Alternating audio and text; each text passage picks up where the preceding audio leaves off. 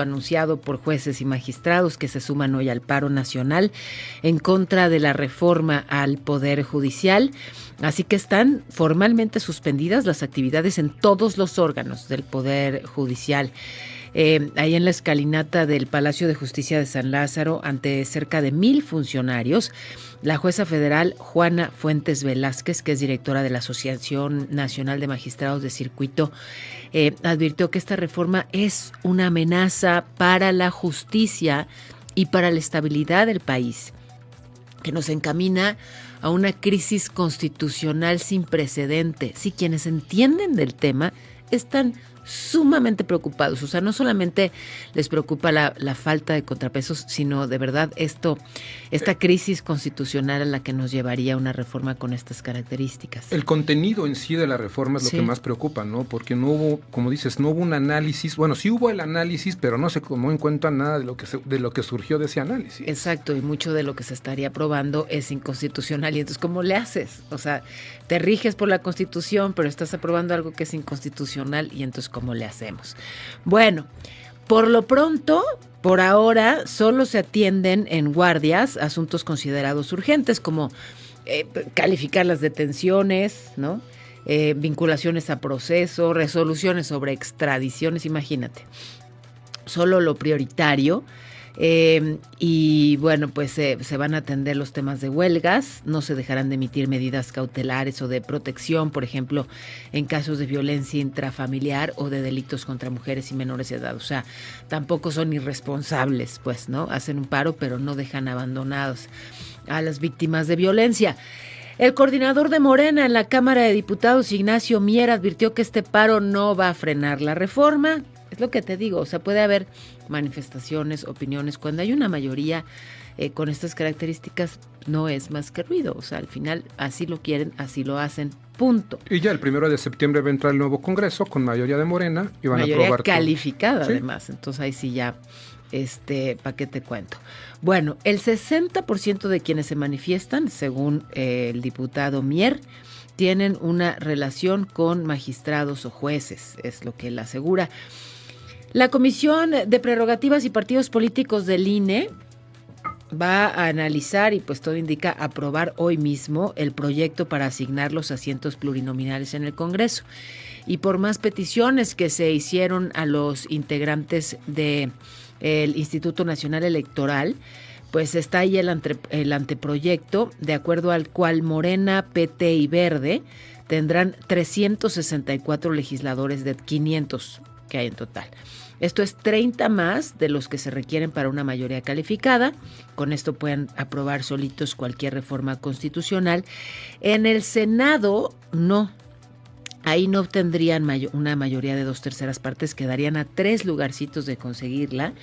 Morena tendría 60 escaños, el Verde 14, el PT 9, o sea, 83 senadurías. Esta mañana el presidente dijo que es un hecho histórico y que es lo que se decidió en las elecciones. Sobre su llamado a los empresarios más ricos de México para opinar sobre la sobrerepresentación, dijo que pues todavía no le contestan, que no ha obtenido respuesta. Del paro en el Poder Judicial dijo que están en su derecho a manifestarse. En Chiapas, habitantes y representantes de al menos 64 comunidades de Panteló anunciaron su rechazo a las elecciones extraordinarias. O sea, no se pudieron hacer por inseguridad y todo indica no se podrán hacer por lo mismo. No quieren elecciones extraordinarias, dicen que tienen miedo a que haya ataques directos o emboscadas por parte de los grupos armados que los tienen amenazados, a muchos los tienen desplazados y bueno, que han sembrado el horror allá en Chiapas. Y la presidenta electa Claudia Sheinbaum nombró a la exsecretaria de Economía Tatiana Cloutier como encargada del Instituto de los Mexicanos en el Exterior. Bueno, en la siguiente administración. Todavía no la nombró, anunció que tendrá ese cargo. Es que es tan larga la transición acá, claro, ¿no? Oye, Pau, o sea, de junio la elección hasta octubre la toma de posesión es mucho tiempo. Es mucho tiempo. Hace unos minutos, precisamente, Claudia Sheinbaum acaba de anunciar que Martí Batres, el actual jefe de gobierno de la Ciudad de México, va a estar encargado de la dirección del ISSSTE, próximo director del ISSSTE. Yo creo que sí le sabe, ¿no? ¿Por qué lo dices no, con no esa tengo cara? ni idea. O sea, yo creo que Martí Batres ha estado en cualquier cargo, pero menos al frente de un sector salud o del Instituto de Salud. Aunque supongo ahí sobre todo un cargo administrativo, ¿no? Más operador. Ajá, claro. Ajá. Bueno, pues ahí están entonces, siguen los nombramientos de quienes conformarán el equipo de Claudia Sheinbaum. Y la Fiscalía de la Ciudad de México denunció ante la Fiscalía General el intento de detención del exgobernador de Chihuahua, Javier Corral. Ya ve que en un restaurante de la colonia Roma se lo quisieron llevar detenido porque tiene orden de aprehensión, pero por la Fiscalía de Chihuahua. Y entonces llegó el fiscal personalmente de la Ciudad de México a impedir esa detención. Así, aquí estamos de fiscalía contra fiscalía, es una cosa. Fue un rescate. Pues sí. Lo llegaron a rescatar prácticamente, porque si no hubieran llegado, se lo hubiera llevado a la Fiscalía Anticorrupción de Chihuahua. Bueno, pues, ¿qué dice la Fiscalía de la Ciudad de México? Que la otra Fiscalía, la Anticorrupción de Chihuahua, no tenía facultades para hacer esa detención. Está acusado de peculado, pero eso parece no ser importante. En Naucalpan, Estado de México, mataron a 5 hombres en un presunto ajuste de cuentas entre narcomenudistas, pero dispararon así, o sea, balacera, más de 50 veces dispararon ahí cerca del campo militar número 1. 2 víctimas quedaron en la calle, otro en un coche, en fin, el horror en ese punto del Valle de México. Y Chalco pues sigue en la misma situación, las calles inundadas con aguas negras, y entonces ayer fue la gobernadora Delfina Gómez, les dijo que para el año que entraba a estar solucionado, la gente se enojó, pero bueno, pues van a reanudar los trabajos del colector Solidaridad, que tienen meses de retraso. Caminó ahí por algunas de las calles inundadas, dijo que la prioridad pues es reducir el agua estancada.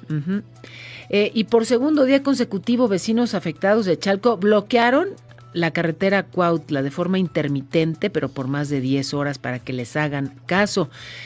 Lo que pasa es que empezó a llover, entonces se retiraron. Ese es también el problema, no paran las lluvias, entonces no puede avanzarse, digamos, en la solución de esta crisis. Qué manera justamente de llover ayer en el Valle de México, el sur afectadísimo.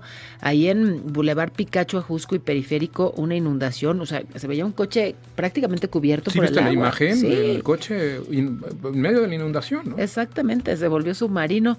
Y bueno, la lateral ahí del periférico también inundada, en fin, que muchas afectaciones, pero en Guanajuato son ríos desbordados, hay varios municipios afectados. Las lluvias van a seguir, es la onda tropical 17 que se desplaza sobre el sureste de México, vendrán lluvias importantes hasta granizo en algunos puntos, así que tomen sus precauciones.